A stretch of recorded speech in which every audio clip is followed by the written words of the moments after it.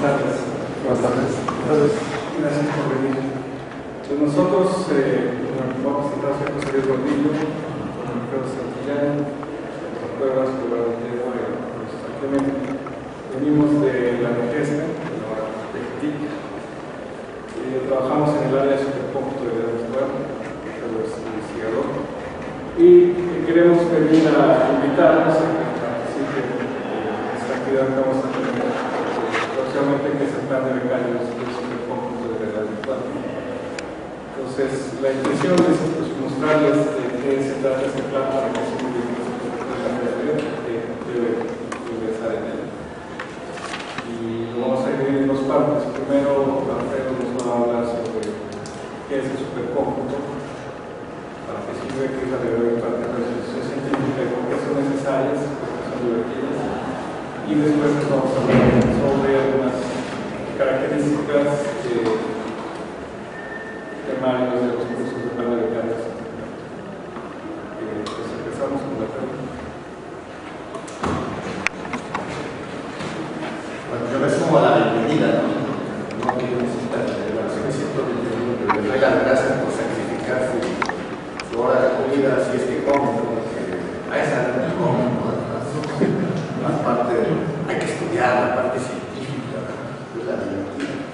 Y como dice José Luis, bueno, nosotros lo que queremos es de alguna manera motivarlos e invitarlos a que ustedes sean nuestros invitados de honor en este plan de becarios, que yo lo llamo un plan de becarios elite.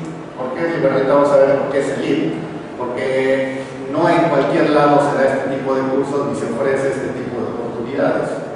Y ahorita vamos a ver por qué. Bueno, para empezar es hablar del supercómputo, ¿no? Esa palabra pues siempre zumba, ¿no? Es decir, super, ¿no? Es el wow, super, ¿no? ¿Cuál es Superman, Supermacho, super todo? Pero en cómputo, en 1946 esto era el supercómputo. Esta es la primera computadora que se utilizó para hacer cálculos académicos, en 1946, ¿no? Si uno suma del 46 a la fecha, se dan cuenta que no han pasado muchos años. Mi madre nació en 1930. Me dice, ay, hijito, no entiendo lo que haces. Yo tampoco, mamá. Entonces, de esa fecha, vean los recursos computacionales. Antes los cálculos se hacían a mano. Y lo que reitero en varias pláticas es que quien hacía los cálculos eran las mujeres. Porque las mujeres tenían mucho más cuidado de hacerlo. ¿Y por qué menciono eso? Porque las personas que se dedicaban a administrar estos equipos, una vez que los diseñaron, son precisamente las mujeres. Porque ellas eran las que hacían los cálculos. Entonces, ellas podían verificar que la máquina, en este caso ella, estaba haciendo bien las cosas. Entonces, es un punto que hay que tener presente. Y vean lo que tenían en esta época, ¿no? Vean esta maravilla, ¿no? Este era su rendimiento óptimo, ¿no? Podía hacer 5.000 sumas y 360 multiplicaciones por segundo, ¿no? Entonces creo que hasta las calculadoras serial hacen cosas más rápidas, ¿no? Pero en esta época lleno de cubos, papá, tenían esto. Año 2002, 13. Pero en realidad salió en 2012, es este. Hay una pequeña diferencia entre esto y esto. Y hasta en dimensiones, seguramente, posiblemente el anterior ocupaba más espacio que este.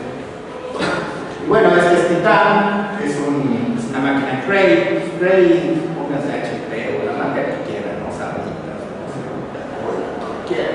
Esto les llaman computadoras Cray, que tiene procesadores con estas características que son óptero y que bueno, es el angelito. Entonces, el iPad nuevo, ¿cuántos núcleos tiene? 4, ¿verdad? Bueno, este angelito tiene más de medio millón de núcleos, ¿no? En un solo equipo de cómputo.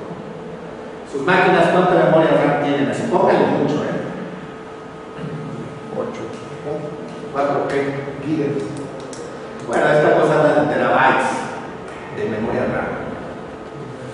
Y esta maquinita de unos cuantos millones de dólares lo que hace es esta cantidad de operaciones por segundo. Aquí utilizan una nomenclatura que le llaman los flops, ¿no? Los flops son operaciones de números reales. Y ese es por segundo, ¿no? ¿Cuántas operaciones puede ser en un segundo? ¿Se acuerdan? El anterior era rapidísimo, ¿no? Eran 5.000 sumas y 360 multiplicaciones, ¿no? segundo. Esto hace del orden de 10 a la 15 operaciones de números por segundo en rendimiento. Y obviamente pues, son los monstruos estas cosas. Y obviamente este tipo de equipos no se administran como un servidor de correo, como un servidor web, como un servidor, por la cantidad de recursos computacionales que se tienen a mano, por la cantidad de usuarios que tienen a su disposición y por la demanda, no solamente de los recursos, sino de que las cosas funcionen correctamente. ¿De acuerdo? Y precisamente este plan de becarios, la gente que entra ahí, y por eso yo le pongo la palabra lead, es que ustedes, una de las cosas que pueden aprender en este plan de becarios es cómo se administran equipos de supercómputo similares, ¿no? No necesariamente tiene que ser de esa envergadura, sino que pueden ser similares como los que tiene la UNAM. Otra cosa que me gustaría mencionar, que la UNAM siempre ha estado a la vanguardia del supercómputo. En la transparencia pasada vimos que era 1946. Aquí la primera computadora que llega a Latinoamérica es una IBM 650 en 1958. ¿No? ¿Qué diferencia había? 12 años. Y de hecho, respecto a la primera IBM en Estados Unidos era 1956, había 2 años de diferencia que teníamos entre este intervalo tecnológico, ¿no? Ahora ya no les cuento, ¿no? Que lo que pasa realmente el abismo es gigantesco. Y cuando preguntan por qué hay que invertir en ciencia y tecnología, bueno, pues nada más hay que repasar qué países tienen los mejores equipos de supercómputo y veamos cómo anda su industria y cómo anda su desarrollo tecnológico, y ahí nos vamos a dar cuenta por qué hay que invertir en este tipo de equipos y qué tipo de investigación se puede realizar con ellos. Bueno, usarlos no es fácil, pero es divertido. O sea, él aplicó una palabra correcta. La ciencia, la tecnología y el desarrollo debe ser divertido. Si se te hace así como un viacrucis, pues aunque no creas en Dios, que Dios te bendiga. Entonces, estas cosas hay que disfrutarlas. Son difíciles, pero eso te mantiene entretenido, ¿no? A mí me gusta que las cosas que no se entienden pues son verdaderamente las que valen la pena, porque esas son las que le dedicas tiempo y esfuerzo. Ok, ¿para qué se utilizan estos equipos de supercómputo? Porque uno dice, bueno, tengo los recursos grandototes, ¿para qué quiero tanta memoria? ¿Para qué quiero tantos procesos ¿para qué quiero conexiones de internet rápida? Pues ayer a través de Yolanda escuché una cosa que es muy interesante y que se puede comparar con otras, ¿no? ¿A ustedes les gusta el Fórmula 1? A mí no. ¿Ustedes saben qué tendrán? Bueno, no me gusta, pero ayer aprendí algo. Que lo que está en los coches de Fórmula 1, ¿cuándo lo voy a ver en mi auto? ¿Nunca o dentro de 10 años? ¿O 15 años? Lo voy a ver dentro de 10 o 15 años, ¿están de acuerdo? Estos equipos de supercómputo, lo que se desarrolla dentro de esta tecnología, la voy a ver en mi casa dentro de unos años. Es otra cosa importante dentro de este sistema computacional. Pero vamos ¿en qué se aplica? Bueno, uno de los problemas que más trabajo cuesta para gente que se dedica en el área de la química o de la ingeniería es el problema de segregación, ¿no? Ustedes tienen un medio, pues el aire, y tienen partículas que son más pesadas que el aire y menos pesadas que el aire, ¿no? Entonces obviamente las más ligeras van para arriba y las menos, y las más pesadas van para abajo. Esto puede ser por un problema de contaminación, ¿no? Entonces yo tengo todas las partículas ahí revueltas. Entonces, ¿cómo puedo hacer un estudio detallado de cómo se va distribuyendo todas estas partículas en un sistema? Bueno, pues hay tipos que se dedican a estudiar, aquí está la referencia, que son artículos científicos, y los angelitos nada más utilizan 294.912 números, y ya entre 4 les va a ser el número de iPads new que equivaldría para hacer este cálculo.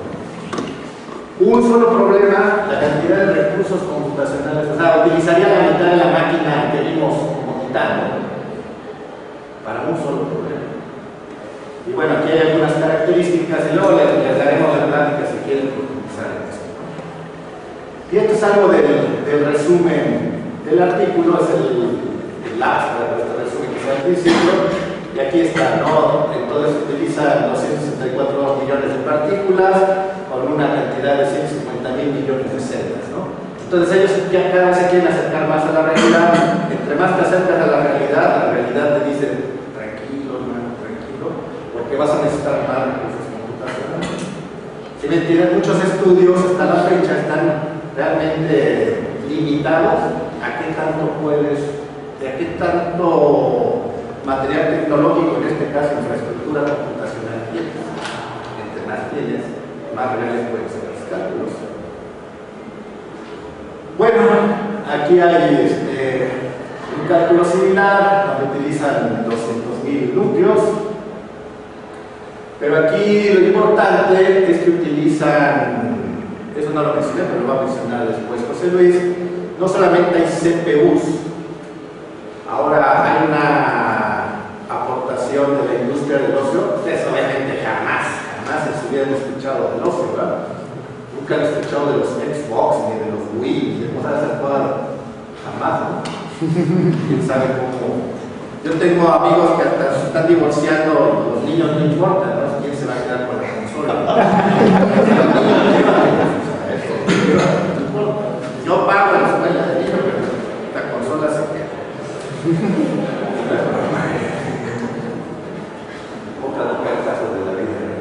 Bueno, la aportación, ¿cuál es la aportación de ellos? Ellos no tienen CPUs, ¿qué es lo que tienen para estar el sistema con el que grafique están procesando? GPUs, ¿no? ¿Y cuál es la diferencia tecnológica entre el GPU y el CPU? Vamos a hacer una cosa muy general, es que los CPUs, o vamos a decir los procesadores, pueden crecer en la cantidad de núcleos hasta un límite, que creo que anda en 64 o ya andan arriba de. Vamos a ver, 56 núcleos. Los GPUs andan del orden de 600 y tantos núcleos por GPU.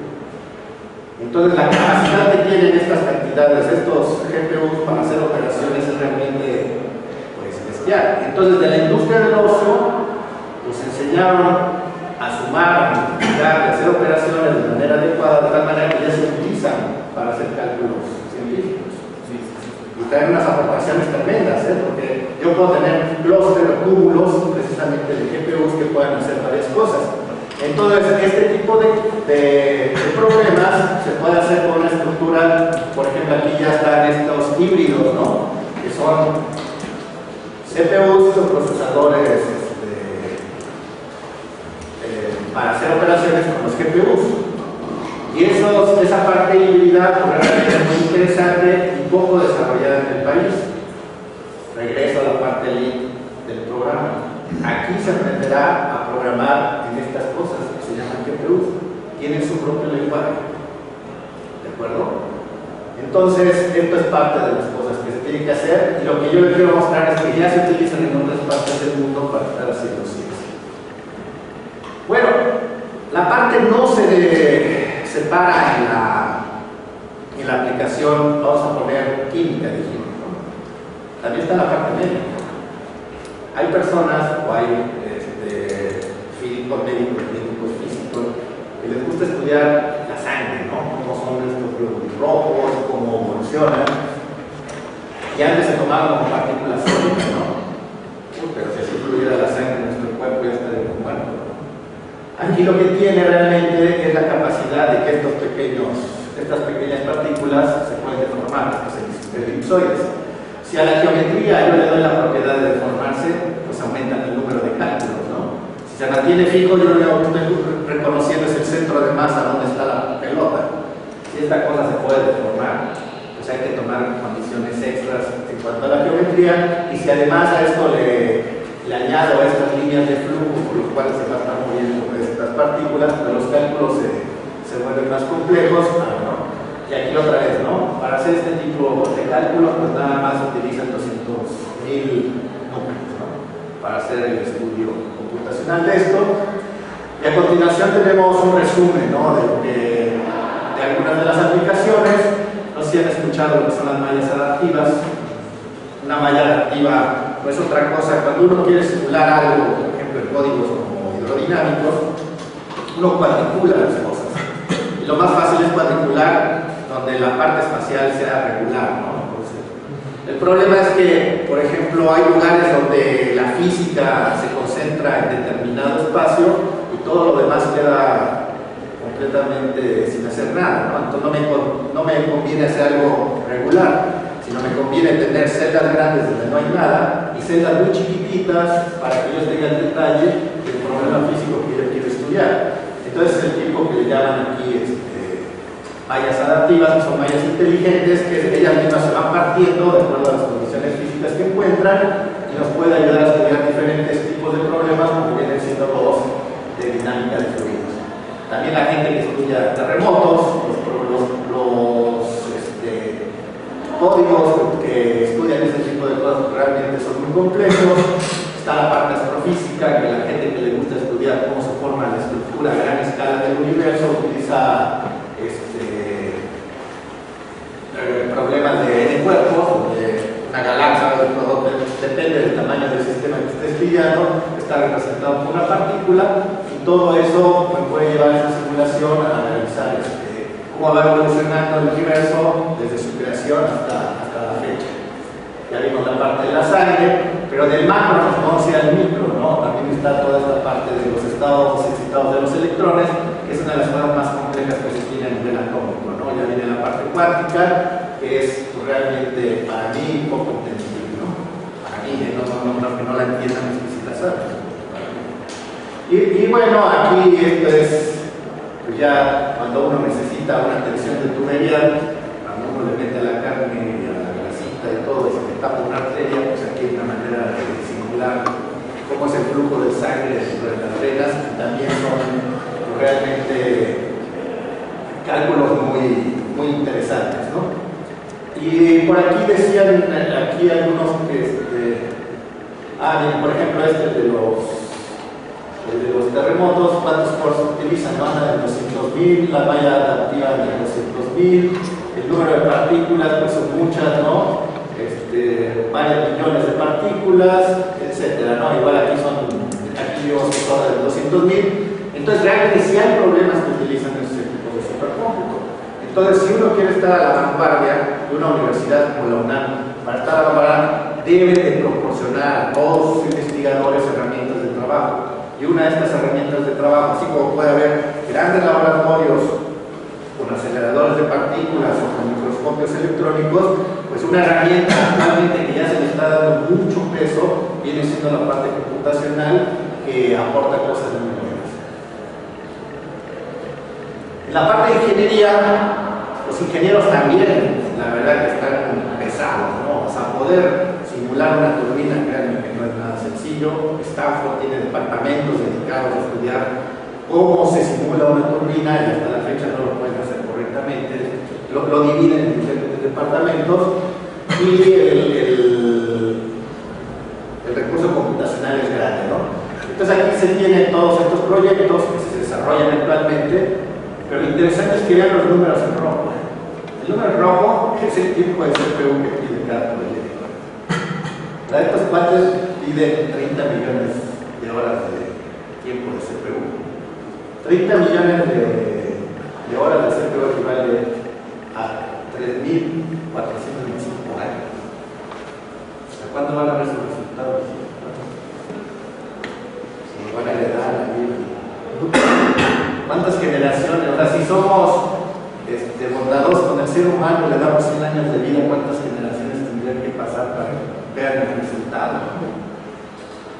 Y ellos piden 1.400, estos ya se ven nobles, serían 57 años, pero lo que yo menciono en esto, ¿no? Si yo estaría en ese proyecto, pues tendría que dejar los resultados sobre mi tumba, ¿no? Yo tengo 50 años, no creo que viva así, ¿sí? Y estos pues piden otra vez como 500, ¿no? Pero no solamente están los proyectos ingenieríos, también están los de biología. Entonces ya llevamos toda una gama, ¿no? de diferentes áreas donde el supercómputo en otras partes del mundo se utilizan estas máquinas, ¿no? Los proyectos de biología, pues piden otros 15 millones, 6 millones, etc. Entonces, ¿cómo le hacen estos partes? ¿Por qué piden tanto? Porque hay mucho. así dicen, ¿no? El que más tiene, más quiere. ¿Cuál será el problema ahí? Pues vamos a tratar de investigar. Bueno, y aquí viene una parte también asociada a este proyecto, a este plan de becarios, que es, ya los ingenieros, el desarrollo tecnológico me da los fierros, ¿no? Me da los procesadores, me da los GPUs, me da enlaces de alta velocidad, me da discos sólidos, bla, bla, bla, bla. ¿Funcionan? ¿Funcionan bien? ¿Cómo lo hacemos?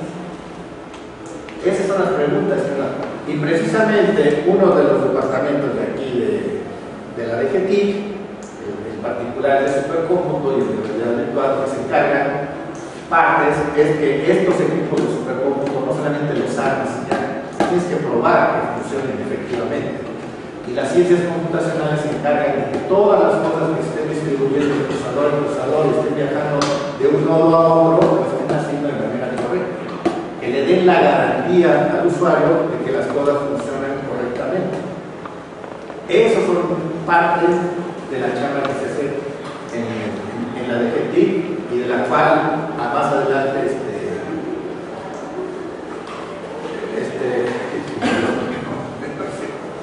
José Luis les va a dar explicación.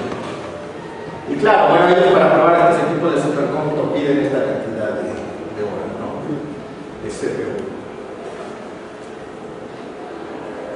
Yo les voy a dar uno en particular, como digo José Luis, yo soy astrofísico. Trabajo en el centro de cómputo, en la información de astrofísica y lo que hago es astrofísica. Entonces les voy a platicar de un problema que a mí me interesa mucho y que se me hace un muy buen ejemplo para poder expresar un uso de lo que es una supercomputadora, el uso de una supercomputadora. Ustedes saben que las estrellas pueden morir de una manera muy violenta, ¿no? Es una explosión de supernova. La explosión de supernova se genera los elementos más pesados que el hierro 56 y que están en nuestra tabla periódica y que están en nuestro cuerpo. Bueno, estudiar este tipo de eventos, además que son de los eventos más energéticos que hay en el universo, pues trae cosas muy, muy interesantes. Y este en particular más. Antes de 1987, la última supernova que explotó en nuestra galaxia fue alrededor de 1606, algo así, que fue la supernova de Pi. Obviamente en 1600 pues, no había detectores como los que tenemos ahorita, ¿no? Entonces la información es nada más de yo vi un flashazo en el cielo y ahí se termina, ¿no? Se acabó la información. En 87 no, en 87 ya existían los detectores de neutrinos, ya existía una serie, toda una batería de detectores alrededor del mundo. Eso lo que les permite a los astrónomos es que puede verificar sus cálculos computacionales con datos observacionales para saber si lo están haciendo correctamente. Este era el cielo, esta fotografía es en el norte de Chile. Si se fijan, el observatorio más productivo del mundo está en Chile, el desierto de Atacama. Y esto es lo que se veía aquí en el cielo, así, una noche estrellada y de repente, ¡pum! Vieron el trancazo a simple vista. A simple vista lo reportaron y de ahí empezaron a estudiar cómo evolucionaba ese material hacia el medio interestelar y cómo interaccionaba con él formando este tipo de estructuras. Entonces lo que modelan ellos es, una vez que ellos están modelando una fase antes, que es cómo la estrella se contrae, eleva su temperatura, explota, lanza el material hacia afuera, lanza neutrinos hacia afuera y se forman estas estructuras, ¿no? ¿Y cómo lo hacen? Bueno, aquí es otra parte interesante. Esto es, por ejemplo, tendría que ver con la visualización. Entonces lo que nosotros vemos en el cielo es una proyección, estamos viendo en un plano, ¿no? Entonces cuando uno quiera reconstruir cuadros en 3D, pues tiene que utilizar herramientas de visualización y producir este tipo de cosas, ¿de acuerdo? Entonces ellos lo que utilizan para hacer este estudio únicamente de cómo explota una supernova, utilizan 3 códigos numéricos. El maestro se le llama quimera, ¿no? Que es un ser mitológico de 3 cabezas, ¿no? Estos 3 códigos, que es un código hidrodinámico, un código de transporte de neutrinos y un código de cinético nuclear.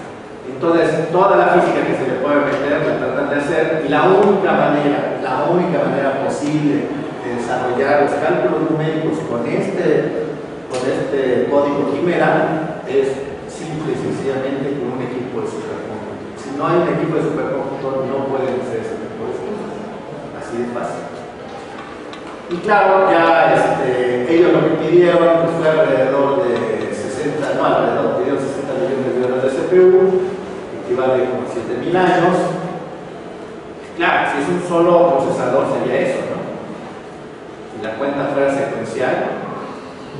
Pero ¿qué tal si utilizo 1000 núcleos eficientemente que hagan las operaciones, o sea, que yo mi código lo pueda hacer de tal manera que utilice eficientemente los recursos computacionales que tenemos? Porque ya vimos, ¿se acuerdan lo de la máquina Titán? Titán me decían, óptimamente usted puede tener hasta 10 a la 15 operaciones de punto flotante por segundo. Óptimo. ¿De acuerdo? Entonces, si yo reparto de esa manera óptima, pues, y utilizo 1000 núcleos que estén trabajando al mismo tiempo, entonces el tiempo de CPU de cada uno va a estar contribuyendo de manera paralela, y si utilizo 1000, pues estos 7000 se me traducen en 7 años. Y si utilizo 10.000, en 9 meses. Entonces ya respiro, ¿no? No me voy a morir, sí voy a poder ver los resultados del experimento que yo tengo. ¿De acuerdo? Entonces, esta parte paralelo pues es muy interesante y es la que precisamente se aporta en este plan de becarios. Pero a ver, y esto es interesante, yo hago mis cálculos numéricos, ¿no? Entre más fino sea mi cálculo, entre más detalle tenga, genero menos o más datos para almacenar. Más, ¿no? Pero no más, mucho más.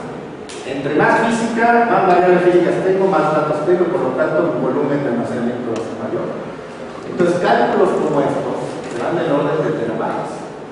La pregunta es, ¿cómo le hace el investigador para las gráficas que teníamos anteriormente? Bueno, pues ustedes, cuando les pregunten, dicen, es que yo pertenezco al plan de becarios de la Argentina. Y es a través de la visualización científica. Pero si yo aparte quiero hacer inversiones dentro de los datos que yo veo, como lo que está aquí, pues tengo que hacer cosas como realidad virtual. ¿De acuerdo? Y ese tipo de cosas de realidad virtual, porque parece que lo que tenemos aquí, lo que estamos reflejando aquí serían cantidades físicas del proyecto que estoy haciendo. Entonces, graficar esto y hacer una inversión de esto no es nada sencillo. Aquí lo que tenemos son material de la estrella, líneas de campo y el remanente estelar. Pero también puedo tener cosas como esta, ¿no? Líneas de campo magnético que se enredan alrededor de esta cosa que gira junto con el material. Entonces, este tipo de plan de becarios lo que nos va a permitir es que ustedes se puedan introducir a todo esto. Entonces, nada más como resumen, y ya para dejarle la palabra, ¿cómo te llamas, José Luis? Bueno, que aquí se tienen dos áreas particularmente, lo que vimos aquí, que viene siendo la parte gráfica y la parte de supercómputo que viene siendo ¿no? Entonces, acuérdense que es todo es sinergia, ¿no? Si los administradores, si uno administra correctamente la máquina de tal manera que sea transparente para el usuario, queda beneficiado tanto el administrador como el investigador. No solamente producir datos es un beneficio, sino que hay que analizarlos, y para analizarlos uno necesita visualizarlos. Entonces todo es un conjunto y es una sinergia que en este plan de becarios se nos va a tratar de transmitir. Entonces, pues bienvenidos y espero que les haya quedado la introducción. Ahora, compañero José Luis, les va a hablar de cómo se pueden afiliar a Morena.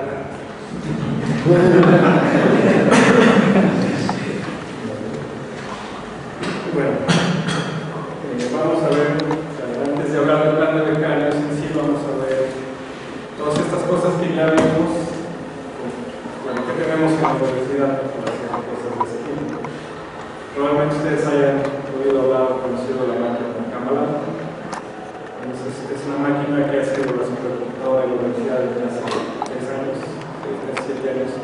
pero ya es una máquina que va a dejar de ser, va a dejar de prestar servicio dentro de poco. Entonces va a ser sustituida por una nueva máquina que tiene estas características de aquí. Es una máquina con más de 5.000 procesadores, más de 14 terabytes de RAM, más de 700 terabytes de almacenamiento.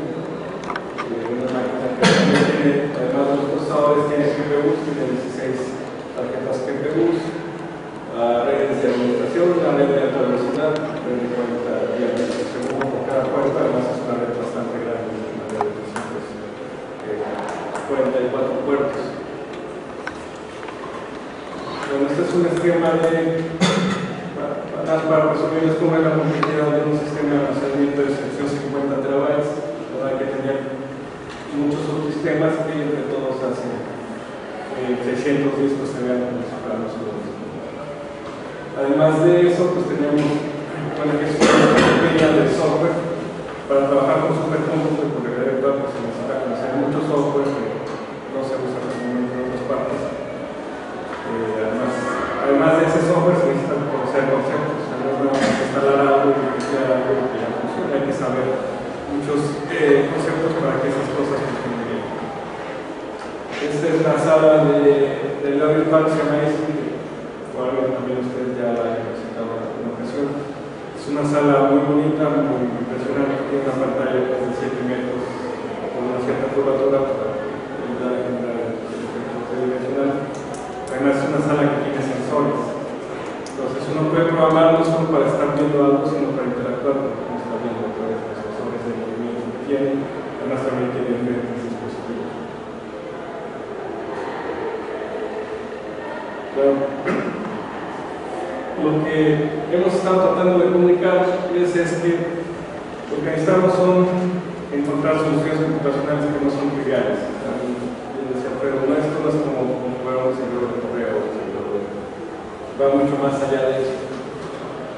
Y necesitamos también la sinergia entre varias áreas. Nosotros tenemos estas áreas principales, que son la de computar alto rendimiento, que es básicamente programar en paralelo, aprender a cómo utilizar los recursos de la máquina. Si tenemos 5.000 cores y 16 GPUs, pues cómo los hacemos trabajar de forma coordinada para que realmente reduzcan el tiempo de los cálculos. Tenemos la administración de sistemas de supercómputo, que es la parte de cómo hacer que la máquina siempre esté funcionando bien. Tenemos la visualización científica y realidad virtual. Entonces, nuestro plan de becarios está dividido precisamente en estas 4 áreas. Entonces, hay una parte del plan que se dedica a cada una de ellas y nos están aprendiendo a hacer estas áreas. Este es el esquema de los cursos que se toman. Las 4 áreas están divididas en 2 áreas grandes, ¿no? Que es la de supercómputo y la de cómputo gráfico. Esta es la parte de supercómputo. Aquí tenemos un tronco común en donde tanto la gente que hace la administración y la operación de las máquinas como los que aprenden a programar llevan cursos de Unix y de herramientas de programación. Después ya se dividen. Se van a dar sistemas de Unix, pues aprenden cosas que les van a servir para operar las máquinas, que es de la administración de Unix, la administración de seguridad, de informática, redes, que son las cosas básicas de la administración, y después ya las cosas un poco más avanzadas, tienen que ver cómo hacemos que 350 máquinas pues, funcionen como si fueran una sola máquina. Y la parte de cómputo de rendimiento, pues son programación, que no son elementos de programación ni de optimización, es decir, si yo tengo un procesador que es muy rápido, pues como hago un programa que realmente aproveche todos esos recursos. No es transparente, hay que saber cómo programarlos. Y después, ya que tengo programas que son rápidos en un procesador, pues como hago programas que pueden utilizar muchos procesadores o que pueden utilizar GPUs. Pues aquí se ven diferentes técnicas para aprender a hacer este tipo de programación. En cómputo gráfico pues, también hay un tronco común en donde se empieza a ver la producción de Unix que es necesaria para trabajar en esto, y después programación orientada a objetos, después ya conceptos de programación gráfica, primero con interfaces de ventanas y después con una biblioteca que se llama Monkey, una biblioteca que se usa mucho para hacer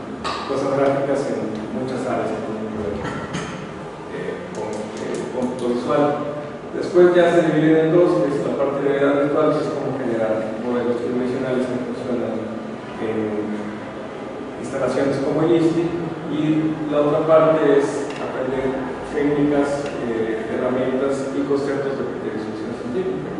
Aquí es importante, ¿no?, que la visualización científica no solamente se trata de cambiar el color de algo, se trata de que lo que se está viendo realmente represente los resultados y la física de los modelos. Entonces, bueno, esa es la descripción del plan. Esto es más bien la temática, todos los demás datos acerca de requisitos y cuestiones de este tipo las pueden consultar en esta dirección. También si quieren hablar por teléfono, pueden hablar a este teléfono, o si quieren escribirnos un correo, pueden escribir a este correo. Entonces, con eso terminamos toda la información que les queríamos proporcionar. Ahora, entonces, si tengan algunas preguntas, pues pueden hacer.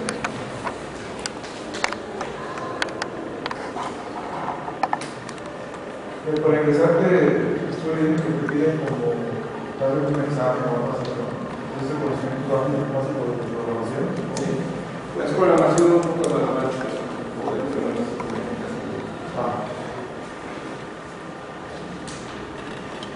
Bueno, en sí, ¿en qué consiste el programa? O sea, ¿es nada más el entrenamiento para poder desarrollar alguna de estas áreas? ¿O también se hace alguna especie como de trabajo? Sí, el plan son, todos esos cursos que vimos son más o menos 6 meses, y después son otros 6 meses para hacer un proyecto. Pues la idea es que lo que van a aprender no van a aprender nada más para que lo sepan, sino para que lo apliquen después en un proyecto relacionado con alguna de las áreas. ¿Y el tiempo que requieren es tiempo completo? No, son 4 horas al día. 4 horas al día. ¿Y esas tienen algún horario?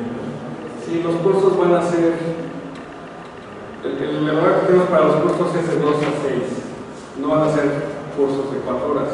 Algunos van a ser de 2 a 4 y otros van a ser de 4 a 6. Ya hemos tenido un horario de 2 a 4 de 4 a 6.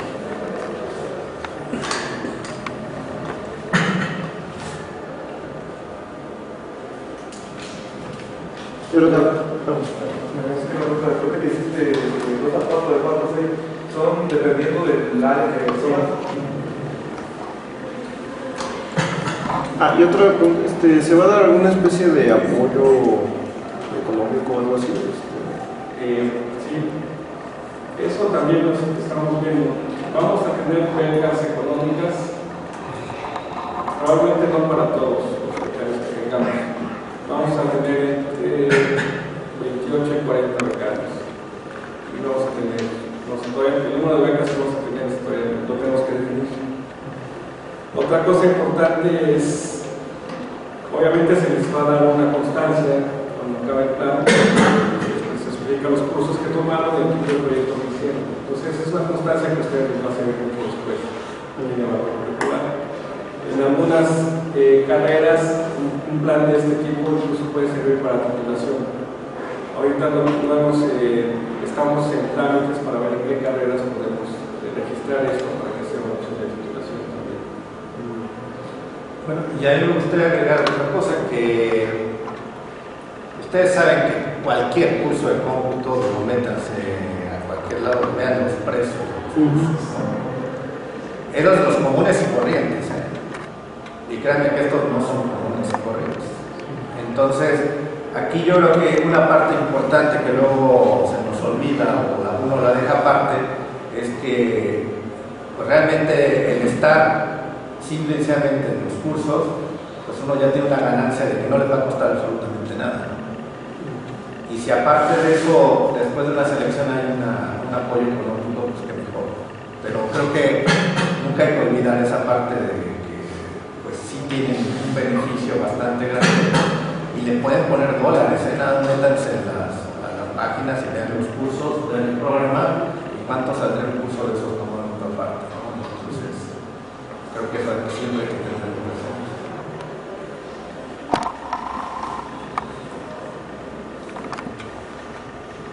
un año nos llevaron plática, pero de sistemas de seguridad de información.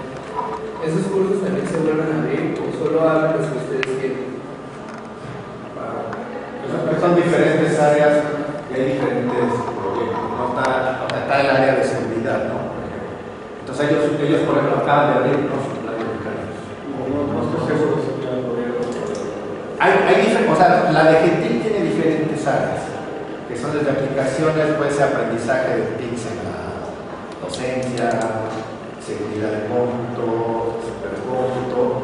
Entonces lo que uno tiene que hacer es meterse al portal de la Gentil, www.tic.sí. Ojo, no es de Gentil, es www.tic.unam.mx.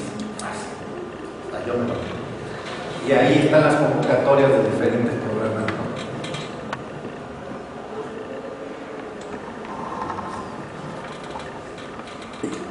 Y no puedo coger el área, ¿no? Sí, o sea, me quedo ahí. Imagínate, agarrar el directorio y decir, a ver, este se va súper cómodo.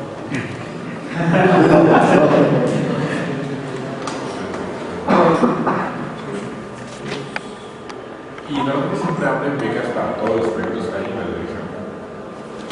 ¿Perdón? O sea, está en seguridad de todos estos. ¿Abren becas para todos o solamente para algunos? Sí, en realidad son dos etapas. Ajá. Entonces, una es donde se entra general, y te digo, todos, ese grupo, ahorita indeterminado en cuanto a la cantidad, sale beneficiado con los cursos y después se hace una selección en la cual, porque no hay apoyo, o sea, no hay un fondo que te garantice el tener el apoyo económico para todo. No, me preguntan si los otros planes también. Los otros planes. Los otros planes. No sé. Métete a la página y dice las condiciones y si hay.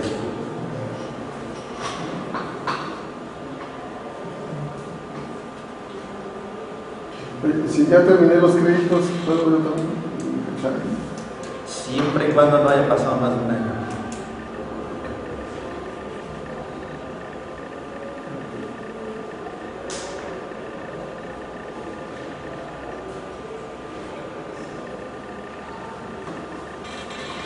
El compromiso del que están hablando es por un año. ¿Qué pasa si alguien está interesado en seguir trabajando en esa área? ¿Hay forma de quedarse por ahí con ustedes? La intención es que después de que acabe ese año, realmente los proyectos van a ser proyectos cortos, para los 6 meses, pero la mayoría son proyectos que pueden extenderse más cosas. La intención es que si existe interés del estudiante, pues pueda prestar un periodo más de 6 meses. Pero eso ya va a depender caso por caso.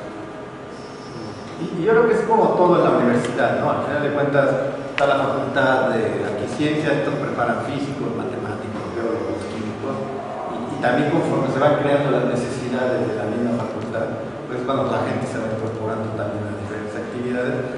Aquí es una cosa similar, pero se puede decir a una escala menor.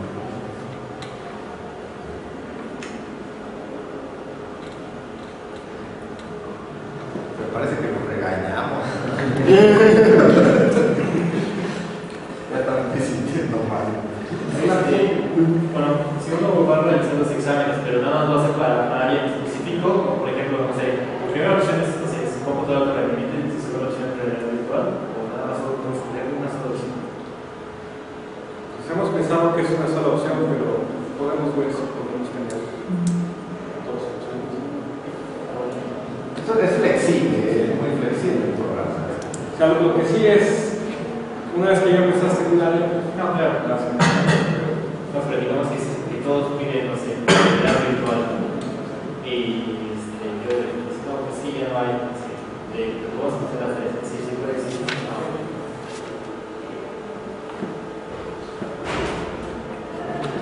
No, imagínate, solo se quedaría con médicos abogados. a mí me gustaría saber, ¿ustedes quiénes son de física? Y de computación. Matemáticas. Biología. Actuales.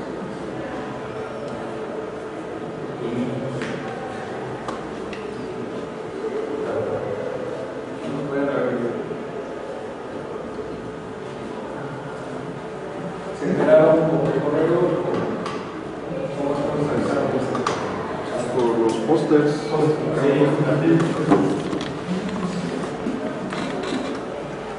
No sé, pero los cursos son.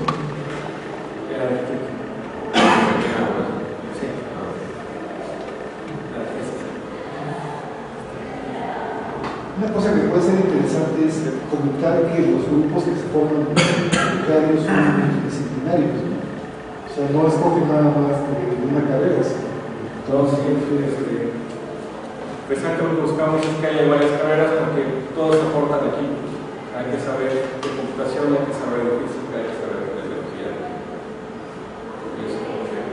Por eso lo abrimos para que incluso hasta le hemos dado prácticas en la Escuela Nacional de Artes Plásticas para que se puedan hacer modelos en el ISO. Y así como, bueno, pregunta curiosa nada más, ¿qué tal vieron el interés allá en la NAP? Por ejemplo, hubo mucha gente, 50 personas. Hubo dos prácticas, una a las 2 y a las 2 y otra a las 5.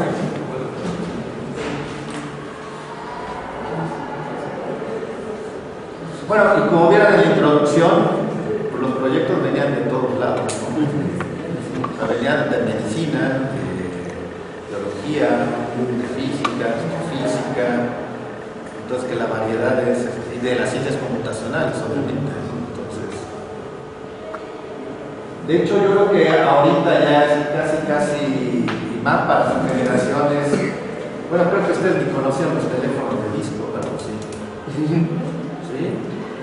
Que luego se quedan así viendo una película digital. ¡Ay, mamá, qué es eso! Entonces ya concebir algún desarrollo en una carrera sin la que sea, en humanidades. No sé si ustedes siguen la revista digital de la universidad. Vean, es gratuita, está en línea y vean los diferentes volúmenes. Se los recomiendo ampliamente porque está dirigido a divulgación. Van a ver cómo permea la parte tecnológica en las humanidades. Uno diría, sí, ¿qué tiene que ver? Entonces sí, permea en todos lados, está presente.